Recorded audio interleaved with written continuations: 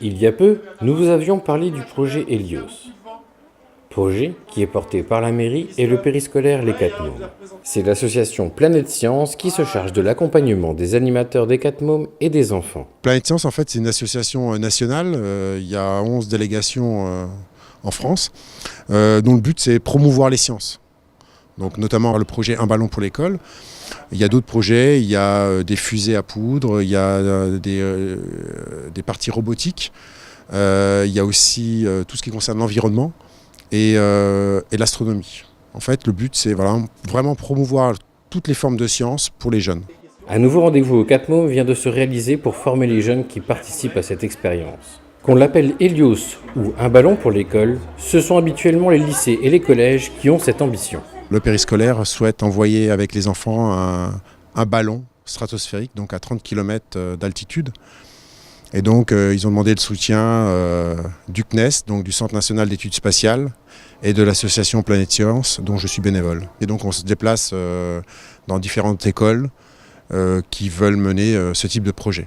Afin de pouvoir guider au mieux le projet et pouvoir lancer des ballons atmosphériques, les bénévoles de chez Planète Science ont tous de grandes compétences techniques.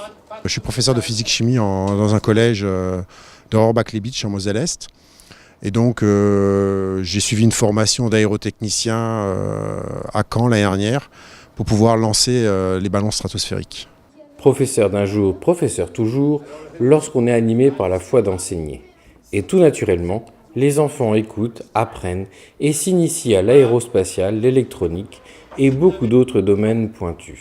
Mais ça va servir à quoi? Les enfants sont chargés de construire une petite nacelle, donc c'est une petite boîte en polystyrène, dans laquelle ils vont y mettre des expériences. Alors, ce groupe d'enfants souhaite mesurer la température à l'intérieur de la boîte, à l'extérieur de la boîte. Ils veulent mesurer la lumière, la quantité de lumière reçue par la boîte aussi. Ils veulent faire regarder l'état de germination des graines avant et après le vol. Et surtout, ils veulent récupérer leur nacelle à la fin de l'expérience. L'expérience ne s'arrêtera pas une fois la nacelle récupérée. Il faudra analyser les résultats, comparer entre la théorie et la réalité. Et là aussi, il y a un gros travail d'analyse à effectuer.